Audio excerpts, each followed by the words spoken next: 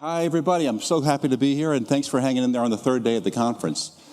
As you just heard, I'm here to talk a lot less about the methodological how and a lot more about the emotional why of the largest consumer group in the world, which is families. Families constituting kids, tweens, teens, moms, and dads, i.e. 3/5 of the world's population. I come from a company, I started a company based on the very simple belief that marketing miracles and insight triumphs invariably come from human insights, not category insights. And that's not to say that we shouldn't study and understand our category and our brands. We have to have those completely wired for sure. But if you think about the content that sort of goes incredibly successful or the brands that sort of defy all the odds and grow, we would argue that all of them come from something profoundly true about us as people, as opposed to us as consumers of fruit snacks or automobiles or cell phone plans or whatever else. So I'm going to give you a little preview into some of the things that we're learning about the new emotional landscape of families. And I'm going to be aided in this discussion by two really smart panelists who I'm going to introduce in a minute or two, who share my interest in the emotional why of families as opposed to the behavioral what of families. So my theme for today is tipping points and how families in the U.S., and I'm going to talk a little bit about on a global level also, have gone through this incredible emotional kind of precipice falling over the last couple of years. And importantly, I'm going to try and connect the dots for you on why these high-level emotional shifts in families' lives are so really important to all of you in the room as insight gatherers and consumer marketers. I have a friend who is writing a book actually on the last century of American history through the lens of families. What was it like to be a 9-year-old during the Depression? What was it like to be a 9-year-old or a family member at the time when mortgages became deductible? You know, each one of these events had tremendous, profound changes in the trajectory of what it meant to be a child or a teen or a mother or a father living in the U.S. today. So he's got a chapter in this book on family tipping points on each one of these sort of big historic events that many of you are already very well aware of. But I'm here to make the case that the American family hit another similar level of emotional tipping points in 2017. That this was as big and important emotionally, I think economically, as well as culturally for us as a country and for the future of the world as some of these earlier tipping points. Our window into that world, and why I sort of have the chutzpah to come up here and make these big audacious claims, is a study which my company's been doing for the last 12 years called the Passion Point Study. This is a category-agnostic, brand-agnostic exploration of the core human values, the wants, the wishes, the dreams, the aspirations, the fears that define who and what we are in our essence as mothers or fathers or teens or kids around the world. Again, this is not a study on fruit snacks. It is not a study on research. It is a study on the raw emotionality of being a mother or father alive today. So it's a quantitative piece of research. It's a global piece of research, and it's longitudinal, so we can see how these things are shifting from one year to the other over the last decade plus. So with this in mind, I'm going to give you a little kind of top line on what we're seeing in terms of these overarching emotional priorities for mothers and fathers and kids and families in the U.S. in this particular case. For about the last 7 or 8 years prior to 2017 and 16, these passion points were really, really consistent. And many of them are not that terribly surprising. You know, again, we have a great deal of detail under each one of these overall emotional territories, but at a high level, at the very top of mothers and fathers' emotional list was my family, and perpetuating the values and the beliefs and the culture and the traditions that make us us. What defines the Carries, my family? It's an incredibly important thing for mothers and fathers in the U.S. to be focused on. Not far behind that was educating my kids, making darn sure that my kid gets into a good school or certainly gets through high school, because education is a predictor of their success. And not far behind that was trying to find a little bit of time, just a little bit, between the insanely busy and stressed out lives that we all live in, to have a little fun together as a family. So these kinds of sequences, these sorts of emotional themes have always been since we've been doing this research, at the very top of families' emotional landscape. It just didn't change that much from year to year. The meaning changed, some of the tensions changed, but there was sometimes a little bit of chatter where one might sort of change with a little, 2 or 3 percentage points, but a very, very stable model. Because at this level of human understanding, we want what we want as parents, and that's not that different from what our parents and our grandparents wanted as parents. And then along came 2017. And in 2017, this entire model got turned upside down. And passion points that have always been at the very top of families' emotional landscape fell to the bottom. And passion points that have never been terribly relevant to mothers or fathers or kids around the world rose to the top. So what you can see here is things like education has now gone from number 1 to number 8 in terms of families' emotional priorities. And things like fear, anxiety, and the intense desire to protect my child and my family are now number 1 for American families. What I see in this sort of set of data is a family kind of culture in the U.S. which prior to 2017 was basically optimistic, basically hopeful, basically willing to invest in the long-term return of things I don't see any immediate impact to, like my kids' education. I don't see that benefit for another 10 years out. To families which are basically angry, anxious, and scared. And the implications of that on us as marketers, I don't think can be overstated. Before I get to that, just to be clear, none of this happened in Canada. Here's a country where 80% of the population lives within 100 miles of our border. No changes whatsoever. The same passion points as the previous year. In 2017, it was primarily in the U.S. So, what's causing this? It's easy to get political in this conversation, which I'm going to try and resist the temptation to do. But there was a lot going on which disrupted the emotional well-being of families in 2017. There was an extremely contentious campaign run by both parties. There was terrorism. There were bombs going off. There were kids being shot on a monthly basis in their schools.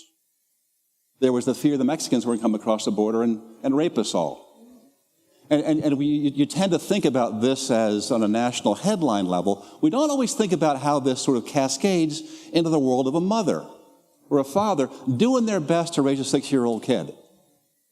But it does, because a lot of this news and a lot of these developments took place where? On social media. And who was primarily in that ecosystem? Families, kids, teens. This is going right into their ears and their eyes.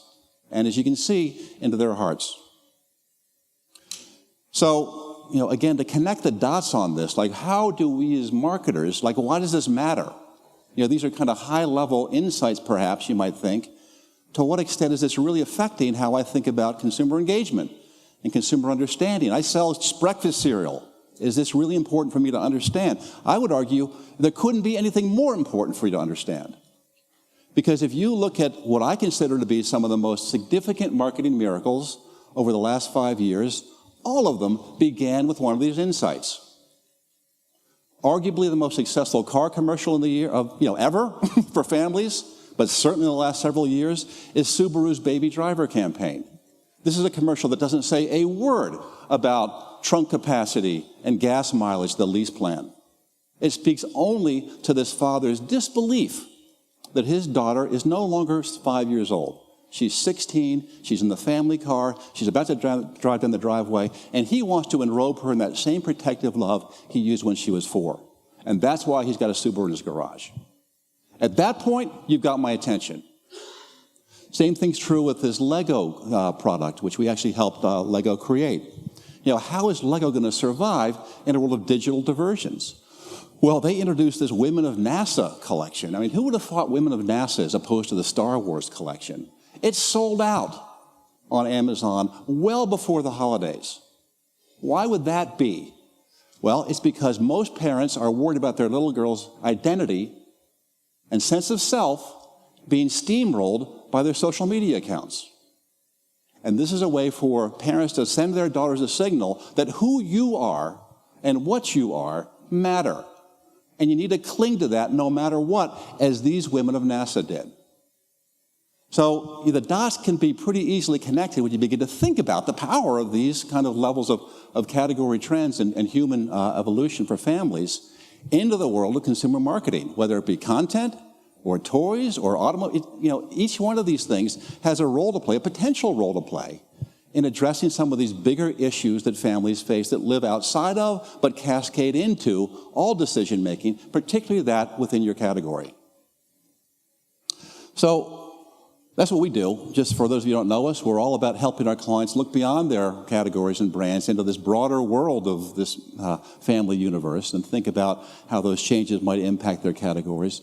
We help our clients map these. We can quantitatively map all this stuff to your brands, to your demand moments, to your content, and tell you, this is why you exist. You may think Cheerios is there for oat-based nutrition. No, it's not. Emotionally, nutrition has nothing to do with the emotional essence for families. And last, we help think about messaging and targeting and positioning strategy that reflects these new emotional truths. So with that set up, I thought it would be really fun to sort of spend a little time speaking with a panel of three. Unfortunately, our fourth panelist had a family emergency and couldn't be here. But a panel of three people who have great levels of expertise in youth and families, but from very different perspectives.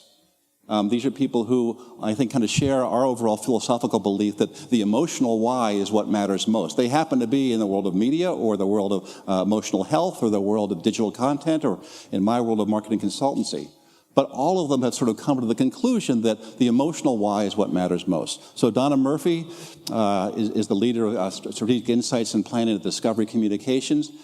She knows an awful lot about media, but as you're going to hear in a minute, I think she knows even more about the humanity of being a mother or a father living today. And Ronnie Cohen-Sandler, Dr. Sandler is a very talented and leading practicing psychologist working out of Connecticut, but with a national reputation for understanding how some of these broader emotional truths and trends in the broader landscape are fundamentally impacting the health and the optimism of adolescent children, kids as well as their parents. And then you know who I'm going to jump in as a panel member also to make up for Nick's absence. But what I thought we'd do is kind of go through this. And if you guys have questions, there's going to be plenty of time for that as we get into this. To begin by sort of talking from these three different perspectives. Number one, how are you seeing these trends play out through your interaction and the various different forms that takes with youth and parents? First topic. And the second topic is going to be is how are you responding through whatever you do. In Donna's case, through how Discovery thinks about content development. In Ronnie's case, how she thinks about how she can sort of put her patients and her people in her practice on a healthier emotional path going forward.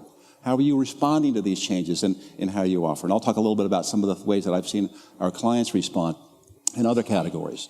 And then finally, a little bit of a crystal ball conversation about what's coming next. Based on everything you're seeing and feeling, what is about to come down the pipe in terms of future trends on these emotional themes. All right, does that sound okay? So write down your question. If you guys have any questions or any thoughts on this, we'd love to hear those also. So I'm going to walk over here and I'm going to ask Ronnie to begin talking through the lens of a person that's in the company of these adolescent teens and their parents every day. Sure. Can everybody hear him? Okay. So question one, how am I seeing these trends play out? Well, in rather extraordinary ways, actually, because I'm seeing things now that I've never seen in the previous 4 decades that I've been seeing adolescents and guiding their parents. One thing is, and I think you talk about this, that adolescents' shrinking universe.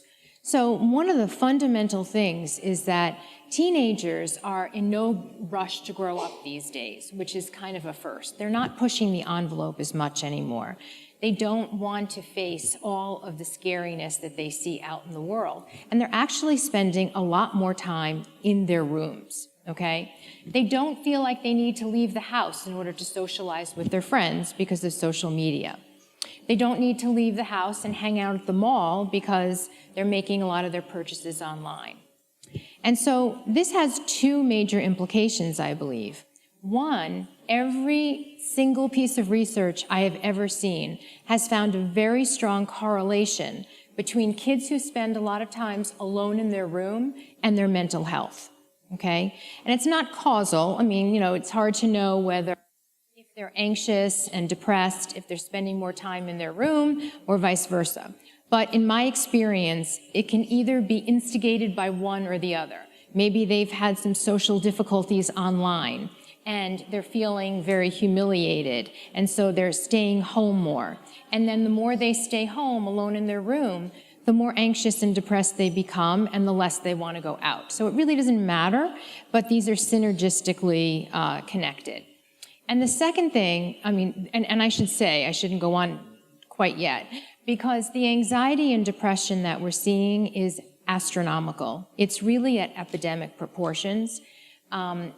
For example, studies that have been done for over 25 years are showing that by the time they get to college, high school students have more anxiety and depression than ever before, and they're inundating and absolutely overwhelming college resources to treat them. Okay? So they're getting to college in much worse shape than ever before. The second thing is if they're staying in their rooms, they're not really learning a lot of the skills that they need to learn to grow up, to be more independent, to the life skills that they'll need, okay? So they're really not feeling great about their skills, and it's hard for them because they're not going out in the world where they're going to learn these skills. So their self-esteem kind of goes down.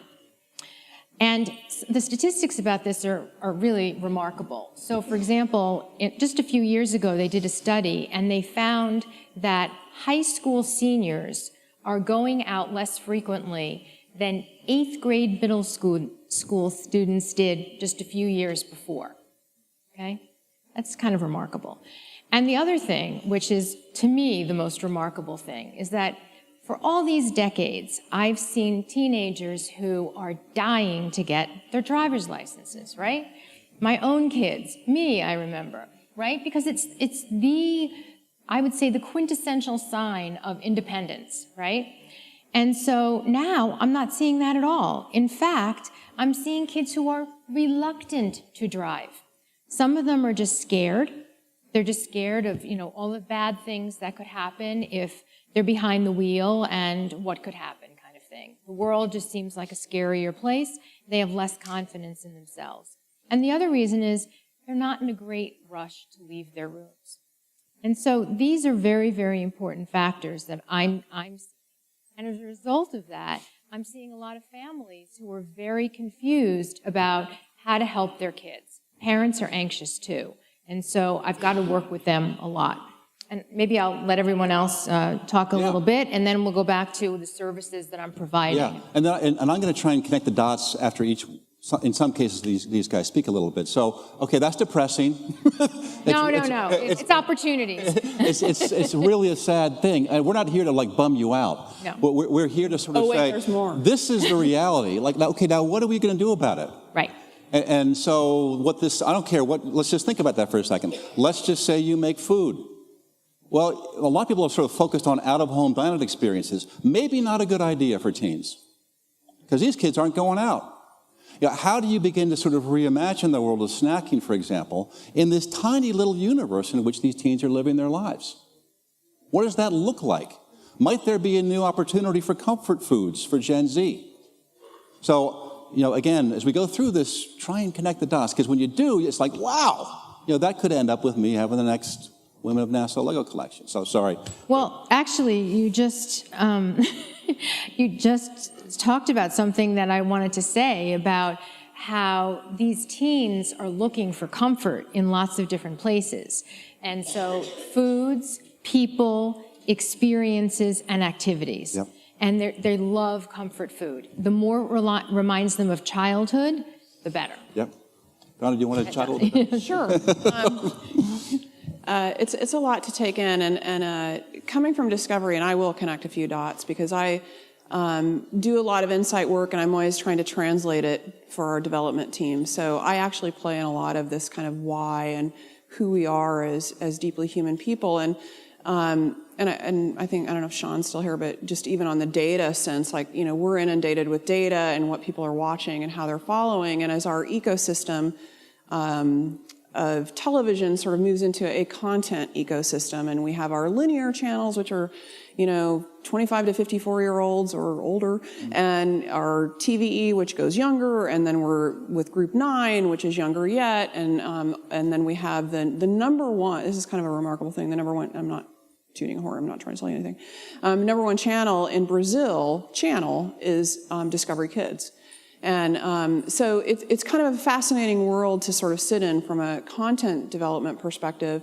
And one of the things that strikes me when George pulls up that slide of seeing education come down here, my stomach kind of goes, whoa, because we're at Discovery. And if there's nothing we love is education and learning. And I wish you all could have been at our breakfast table this morning, because we were having a really interesting conversation about this, because a few years ago, and I'll just be really honest, I'm pretty transparent, but learning and education was kind of a dirty word at Discovery. It was like, people don't want to watch that. It's don't let your education show. And we were like, but we have the earth in our logo, and we care about animals and all of these kinds of things. And what I think actually is happening, and I will speak about kids and I will speak about adults, because I think that we mirror each other in really interesting behavioral patterns. Education is there's a number of words in sort of an archetypal situation that need to get reframed. Leadership for women is one of them. When we're out talking to women and we throw out the word leader, they kind of start to poo-poo it. And talk about it. I don't want that. And we're like, no, now is more that time than ever. We need to step up to that word. And they get really nervous because they've already redefined it. I don't want to be a hierarchical. I want to sit at a round table and talk about things with people and work it through and manifest differently. So it's not that they hate leadership, it's that they're redefining it. Education is in that same space. So I actually believe that we are on the birth of a creative renaissance. And I mean, you see it in the last few days, just from a research perspective. Everybody here, I would say, I hope, raise your hands if you don't, thinks of themselves as a creative.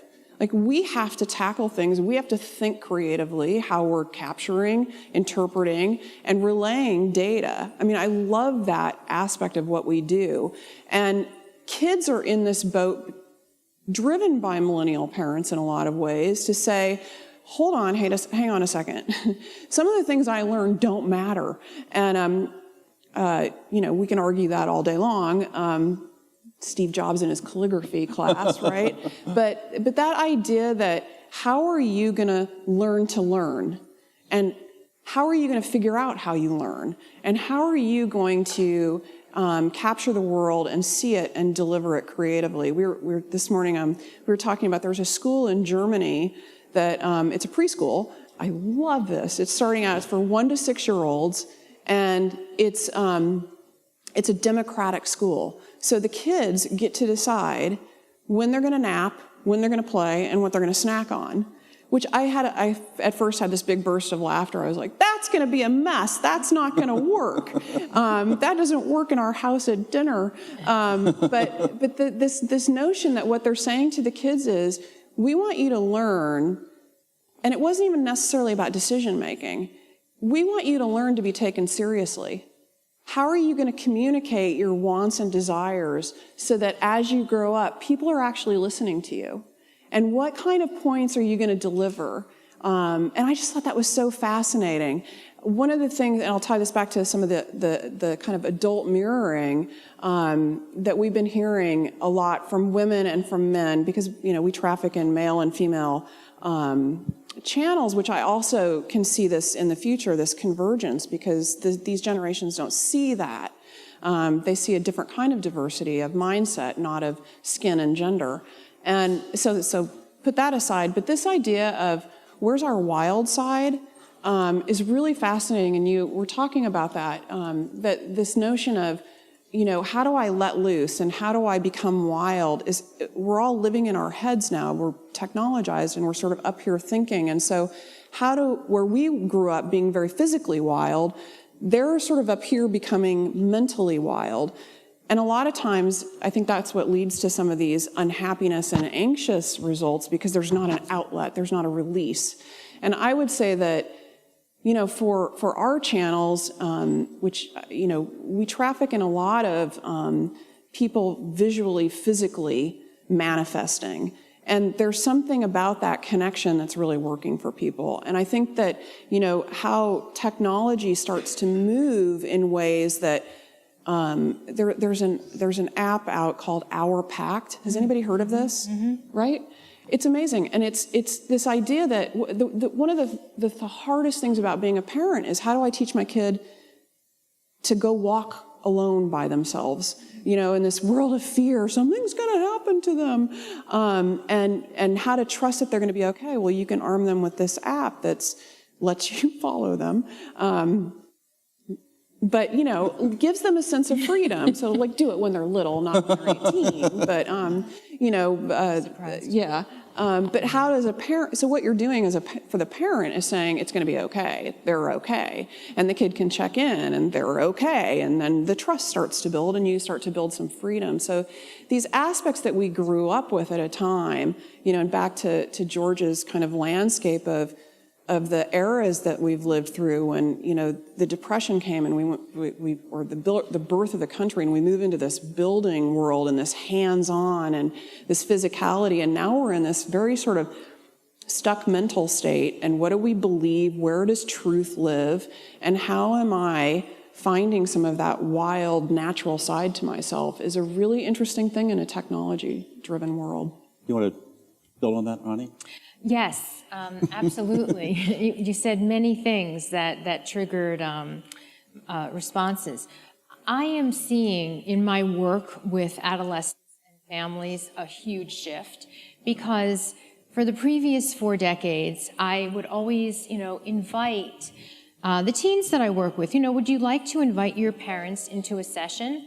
And they would look at me like I had 3 heads. Like, why would I want to do that?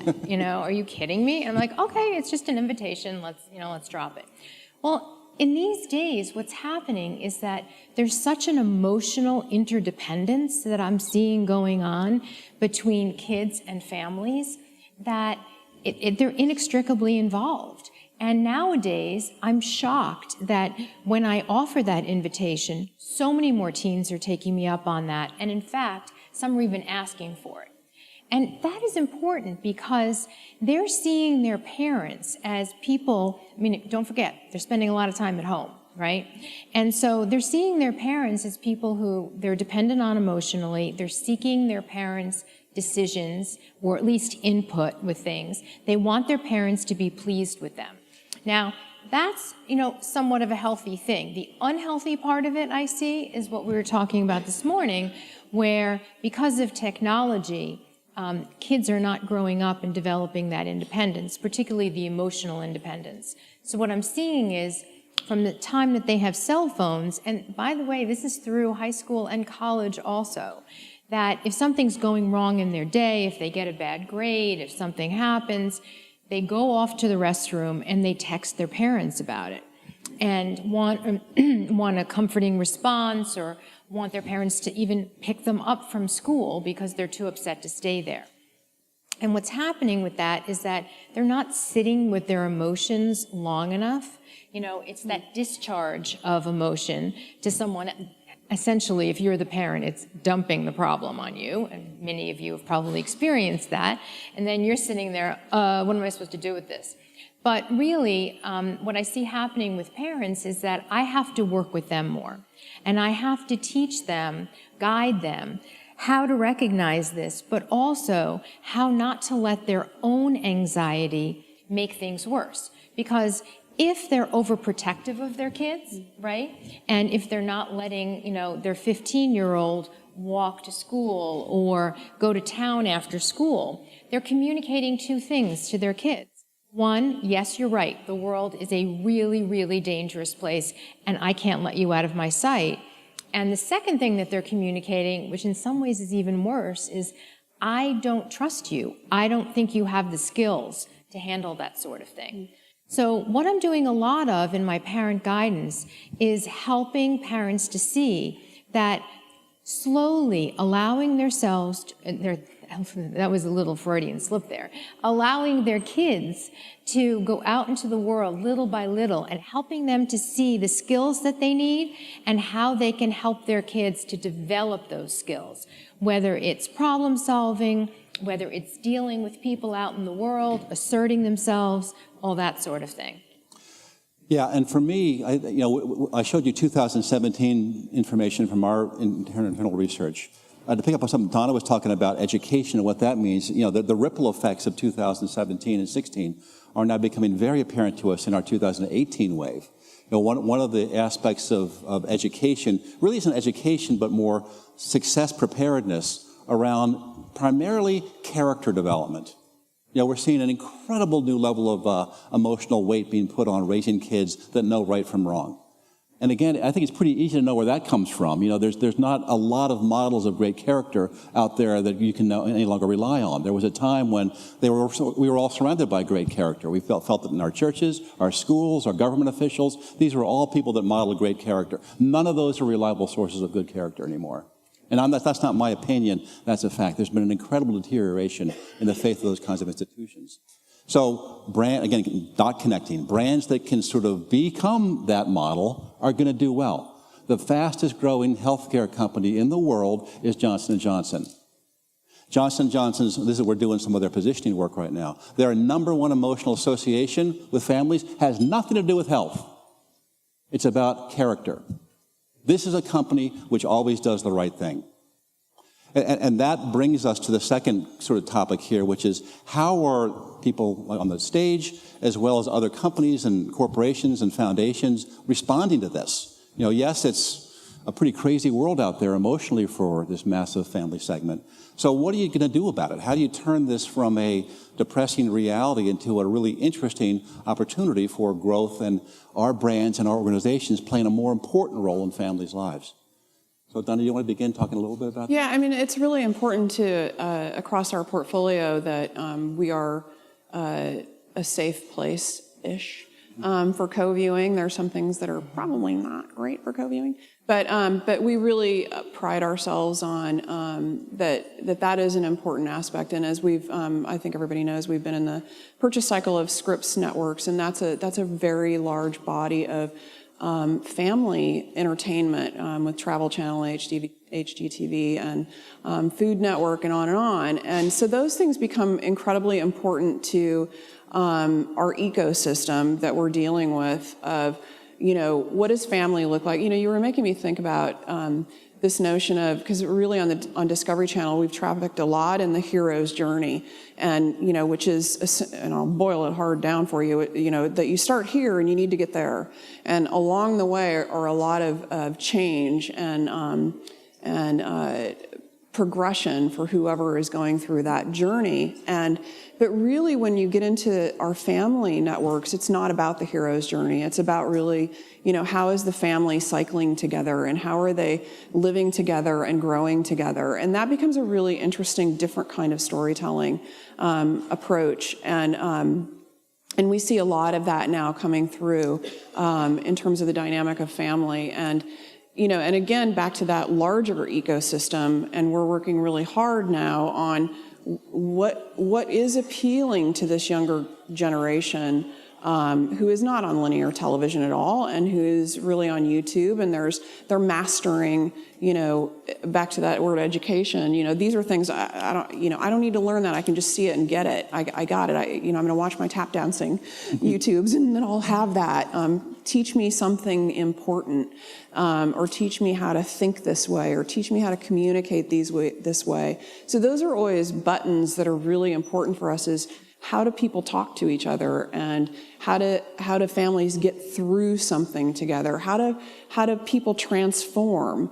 Some of the shows can often have remarkable titles like 600-Pound Life, but that is about a transformation. That is about someone holding shame and stagnation and then moving through change. And so those kinds of things are really important. And as kids are trying to learn and see some of those things, that becomes really important. But just to build on that for 1 second, I mean, we talked a lot about kids and the role, but this is also affecting mothers and fathers, i.e. millennial parents, the biggest, hottest target for most of us. I mean, talk a little bit about this whole women cave thing we spoke about. That was so interesting to me because, again, the connections for that, and those of us who are interested in moms as a target as opposed to their children would find this, I think, really interesting. So, my team works a lot with data to see sort of the what, and this was a few years ago, and who watches Bravo and the Housewives? Come on, just admit it. Nobody here watches. Nope. Okay, you're all liars. But that's okay. So we went out, and someone had said, and I'm a glass half full person, so somebody says, what's wrong with women? Why are they watching all these salacious shows? And so we're like, let's go find out why. And so we went out and looked at, the Housewives and Kardashians and all these things are, ostensibly sort of put over here in this icky bucket. And and what we came out with was something very different. And I came back and I was like, hold on, everybody, it's not so icky. And when women start talking about this, they became incredibly alive and were having a ton of fun and knew all of these aspects of the characters. And we coined this idea of the diva mind, and that this is this place where men have sports. Women were finding this man cave, and these were rejectors of sports, so I know a lot of women watch sports, but that they found this place where they could go in and identify the characters and play with them and follow them and have a lot of fun. And they were like, it's chocolate-covered chocolate. And we were like, isn't that too much chocolate at a certain point? And they're like, no, it's awesome. So it was this realization of this is an incredibly powerful force that was lighting women up and tapping into something that is uniquely women. And this is something we were talking about, that where men sort of talk about sports, or, remember that time in college, and they sort of have story over here to get closer and closer and closer to each other. But they need something to sort of hold apart and a little bit of distance, safe distance, where women want to dive into the swimming pool. It doesn't matter how cold it is. It's like, I'm going to go straight into the deep end. I got to know everybody, and I'm going to have my fingers on the sound mix machine, and I'm going to know all of the details of the lives. And it's sort of this mindset that's really different and really powerful. And that's what those shows were doing. And then what we do is take it back and put it through a sifter and try to say, okay, well, how can we tap into that? It's really hard because we try not to, get overly salacious. Yeah, on the icky factor, one of our clients is Pepsico, and I've just been amazed to watch another icky brand grow, which is Cheetos. Now, Cheetos, by all rights, should be dead right now. I mean, A, it should be dead because it's poison. No. But B, it should be, yeah, right. Well, okay, that's where I'm going with this. But B, it should be dead because it's totally antithetical of millennial values. There's nothing natural in that product. There's not a cow nowhere near that product, right? It's sold in the center of the grocery store where supposedly millennials don't shop. And yet it grew 11% last year, 11% off of a $1.1 billion base. How do they do that? They position the brand around mischievous fun. It's a little naughty. It's something that you shouldn't do, but as a family, it's a $1.99 bit of mischievous fun in a bag. So go ahead and do it every now and then. So, can I go back to transformation for a second? Yeah. Because I think that's, when you were talking about transformation, what you do, I just don't want to leave you all with this sort of like depressing kind of feeling, because I feel that my work right now is the antithesis of just leaving people with this depressive feeling. So the transformation for me is really focusing on resiliency. 5 minutes? Yeah. Yep.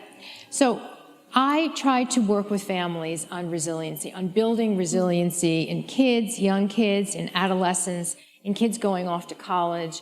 And I do that in a variety of ways. But first of all, it's really to help people to recognize what their fears are, what they can control, what they can't control, how they can overcome their fears, to get out in the world so that they can experience the kinds of situations that are going to help them to build skills and self-confidence. And one of the things that I'm finding really strongly is that kids who are, again, very happy watching Netflix or whatever, in the comfort of their rooms, what gets them out of their rooms these days, they want to feel as if they're making a difference. They want to feel as if they're needed and appreciated. And so often these kids who won't budge for their rooms, what they are going out to do is community service kind of projects, or doing youth group service projects where they're going into disadvantaged areas and they're helping to build schools, and they're helping to teach kids how to read. and they're with other kids with like-minded things, and whether they spend a week doing this or once a week in the afternoon, it's something that really feels important to them and gets them out of their house. Well, the power of being seen by this generation, and having watched the Parkland kids pick up a mantle and change something, or the beginning of changing something potentially, and saying, no, no, no, no, no. Not anymore. And then being called out for being white kids and saying, no, okay, well, let's go to Chicago. Let's go, right. I mean, the power that they just showed to the generation around them to stand up, and they know that they have a voice, but that idea, and we know that from Discovery too, is like, they want to be heard and they want to be seen. And that's not just kids, that's African Americans, it's every kind of diverse population. They need to be seen in those moments. They need to have a voice. Right. They really want to be heard, and they want to, not just to speak, but they want to know that their voices are being heard, that matter. And that's within the context of a family. And that's what I'm helping families to do, that if you want your kids to have good character and if you want them to go out and be prepared for the world and make a difference, it starts in the home. And so when your child questions something, it's not rudeness or disrespect. It's them trying to learn things. So I'm trying to work on family communication styles that foster this sense of resiliency. So we're going to spend last 5 minutes just with some questions, if you guys have any, or observations. We'll just leave you 3 questions to chew on as you go back to whatever you do in your normal job. Number 1, hopefully you've begun to see the power of these human insights. And I guess the first question is, do you have a way to keep your eye on that prize? Does your Learn Agenda have a periscope into the humanity of 3/5 of the world's population as opposed to their attitudes towards your category? Number 2 is, do you really understand why your brand exists at this level? Have you thought about, like, we're not here to sell hamburgers. What are we here to do? Hamburgers are boring. Fruit snacks are boring. What's the larger purpose, and how do we sort of tap in to some of these deeper emotional needs which families are losing sleep over? And third, are you building these realities into the fabric of how you are communicating and interacting with your consumer target? My new favorite campaign of the year is the Clorox campaign, which talks about why clean matters, and it talks to this whole idea of, without a clean stage, nothing emotionally wonderful can happen in a family's lives. And all of a sudden, you got my attention in the same way that Subaru commercial did. So I would argue that this is something perhaps worth your time and consideration. With that, any questions you've got or observations? We'd love to hear from. We've got time for one question. Oh, one question. All right, better be a good one. No pressure. No pressure. Yeah, what's your question? You were picking up trends in your practice half a dozen years ago, I'm sure. This is not something just since Donald Trump was elected. Why did the research not notice what was going on until 12 months ago? Well, I think there's always a lag, So a lot of the studies that we're reading now have been done before, and they're coming out as great news. But also, a lot of these things have been very insidious. For example, I've certainly noticed trends in my own practice, but thought, well, this is just, my own little small Connecticut practice kind of experience, I'm not realizing that it's more of a global thing. And then when I talk to other colleagues, or when I travel around the country and I talk to other people, and I find out that it's more of a phenomenon, then it's getting noticed. It's actually been researched for a while, though. Yeah. It didn't just come out that year. There's been a lot of tracking of the anxiety and unhappiness of the millennial group for quite some time. Neil Howe from the Securium Institute, he's been, he wrote The Fourth Turning and has been following this generational pattern and sort of what's changing and what's manifesting. And I think it's all heightened now because it sort of fits neatly into this political discussion. Right. But the opiate crisis didn't happen on November 8th, 2016, and the unhappiness didn't begin then. It was far-reaching before that. So, the Higher Educational Research Institute at UCLA has been tracking the experiences of freshmen for over 25 years, now. And each year, they're finding that teenagers feel less and less prepared to handle the rigors of college. They feel overwhelmed by everything they have to do. And this will come as no surprise to you, but the gap between males and females has been widening every single year. In favor of females, correct? Or in favor of females being more overwhelmed. Right. Yes. Yes. If you want to say in favor. All right. Well, thank you, guys. We're around if you want to talk later on, but it was a pleasure sharing this with you, and I hope you found some of this useful.